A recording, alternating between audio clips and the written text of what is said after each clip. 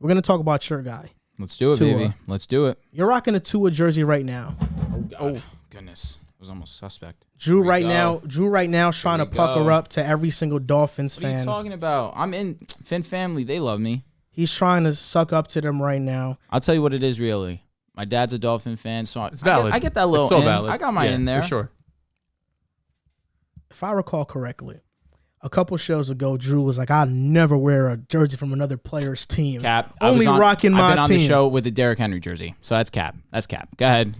The Dolphins are on a 5-game win streak. They beat the Giants 20-9. They are now 6-7. What's been the reason for their win streak?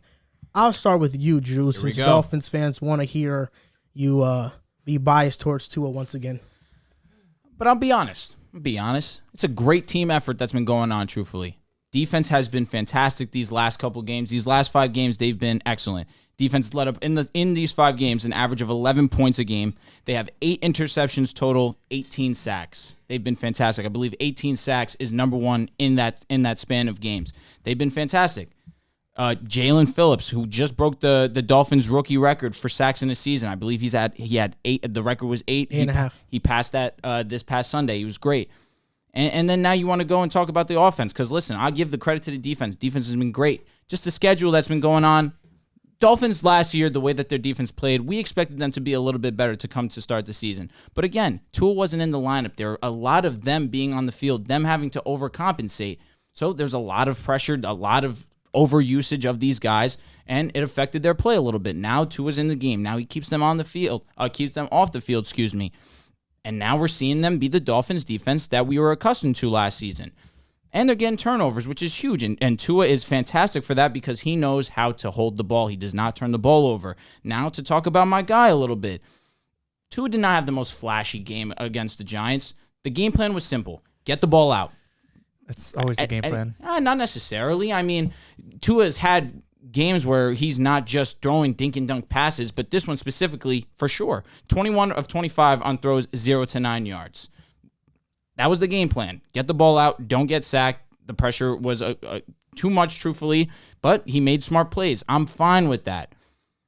Now, you want to talk about not just Tua. Of course, Waddle has been excellent. Waddle just broke the record for receptions by a rookie in the season in Dolphins franchise history. Over 100. Oh, and the franchise, the NFL record's 101 by Anquan Bolden in 2003. He might beat that. Right now, Waddle's at 86. Oh, and yeah, week 13.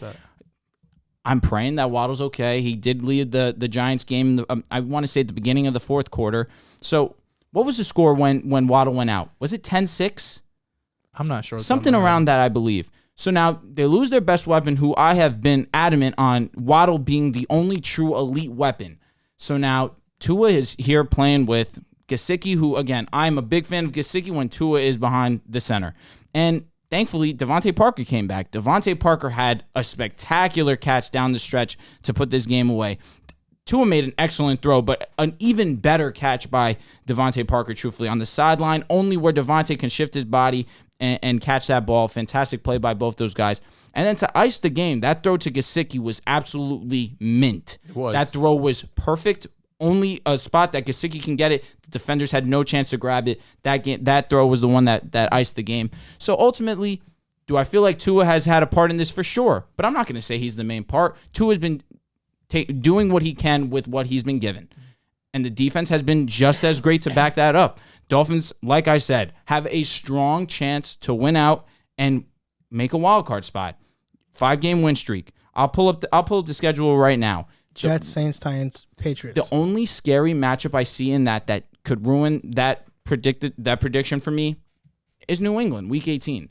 I 100% believe they could beat the Jets. They beat them in MetLife. Saints, without a true quarterback, I'm not a huge Saints believer, even though that defense is for real. I think that their one hole is passing, and I think that Tua will do a great job of exposing that. So you're not on the Trevor Siemian board anymore. It's unfortunate. I would much rather start Taysom Hill. Oh, yeah, for sure. I mean, Taysom Hill is just a better football player than Taysom Hill is. It's just that Taysom Hill is athletic. He can open Trevor the field. Siemian is. Yeah. What did I say? I'm You sorry. said Taysom Hill. But Yeah. I got you. Thank you. So you think the Dolphins can win out? I do genuinely believe they Will can. they win out? The toughest. It's New England is a tough matchup. That being so close, that being And you said, said before the show that if the Dolphins go 3-0 in these next 3 games, which would make them 8-0 on the win streak, or an 8-game win streak. Yeah.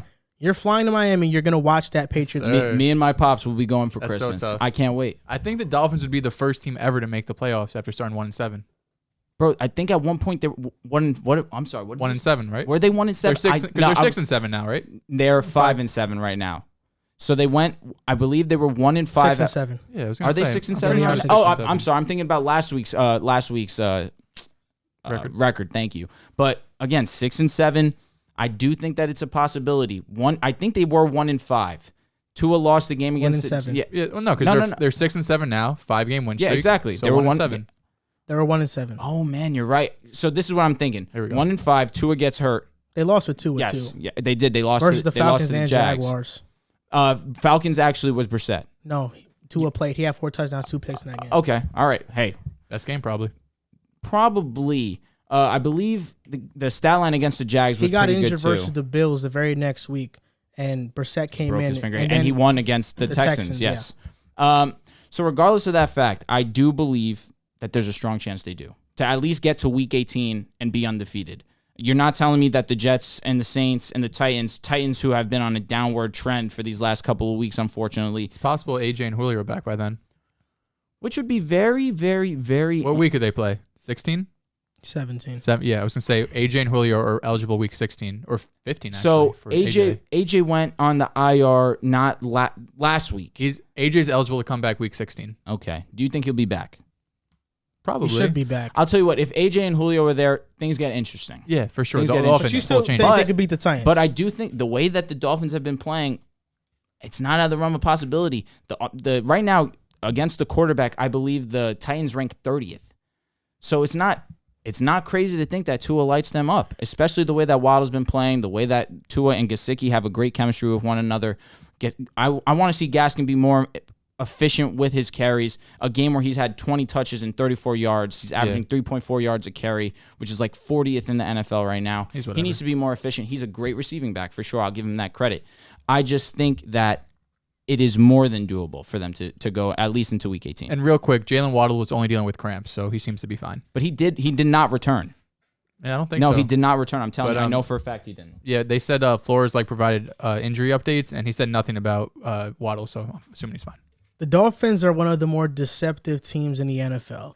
Because their win streak, 5-game win streak, it's giving the fan base hope. It's giving Drew hope. He wants to fly out to Miami, although I would say I would say financially wise, that might be a pretty expensive flight. Christmas gift. Come on. You can't play that 3-cup game.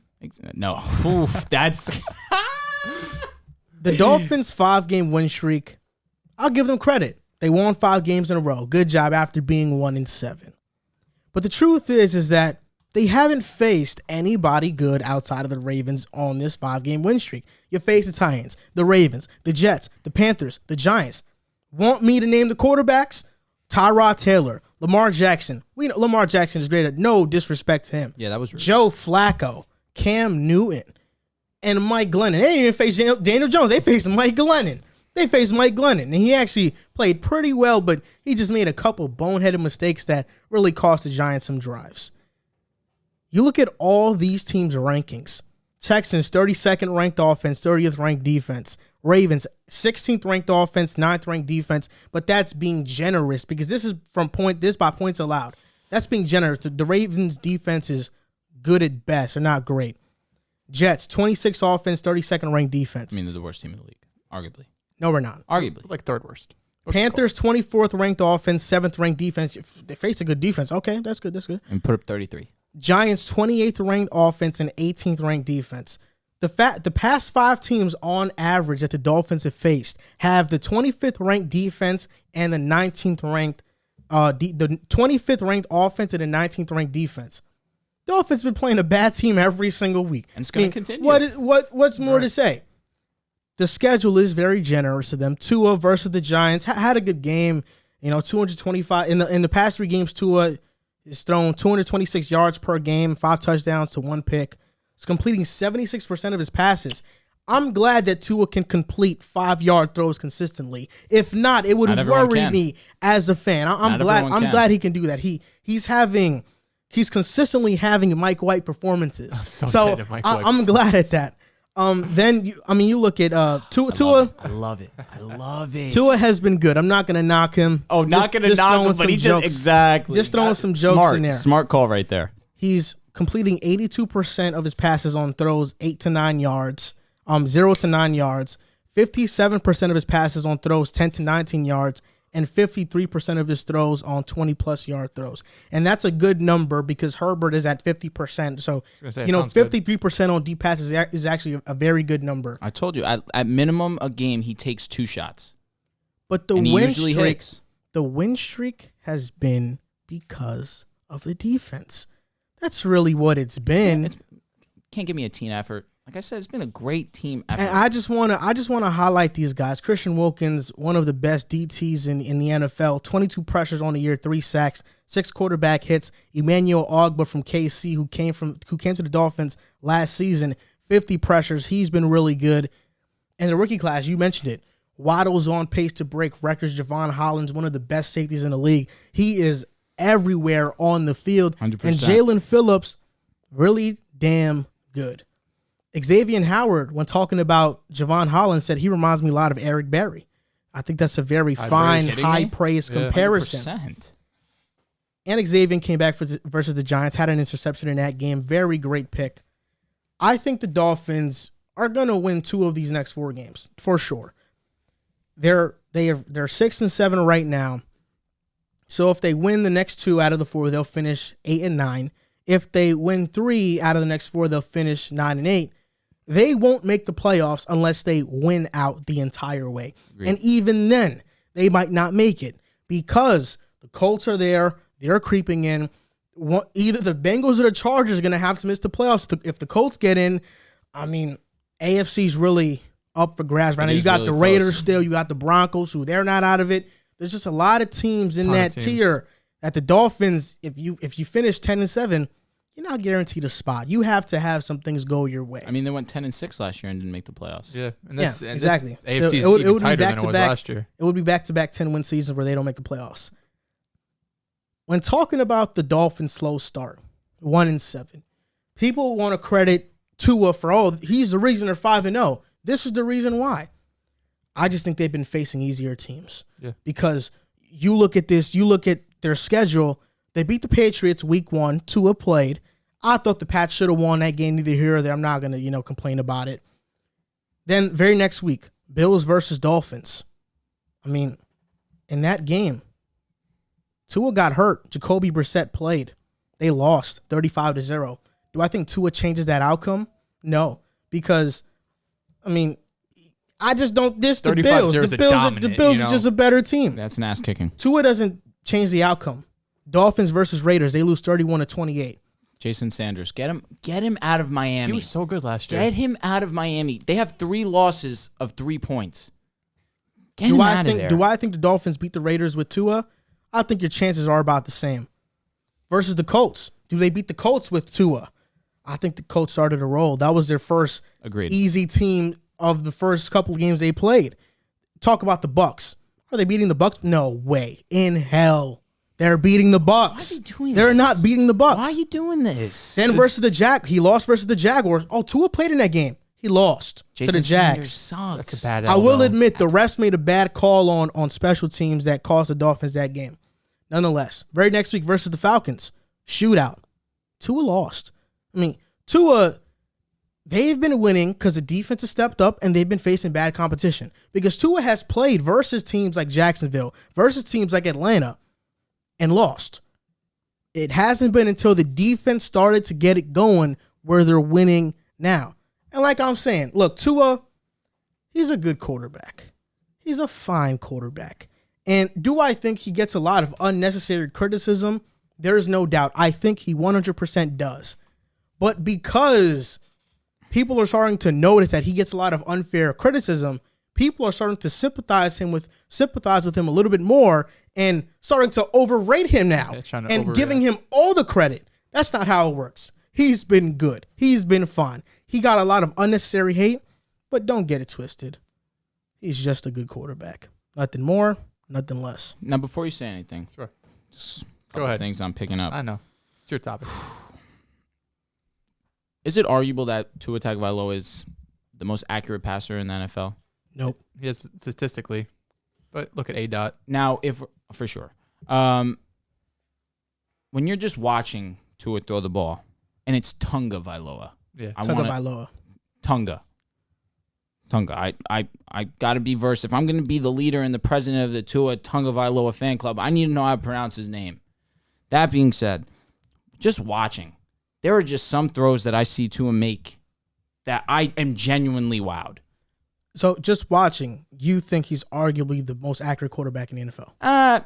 Probably not better than Rodgers. I mean, that was the first thing that came So to he's mind. better than Kyler, accuracy-wise. Oh, no. No. What about Tom Brady? No. What about Justin Herbert? Debatable. It's not debatable. Herbert's taking more shots. Yeah. The thing is, if he had time, his average time in the pocket is 2.2 seconds. No, it's like, terrible. dude, Worst line in the league for come passing. on. It's like he's only making these throws because he has to.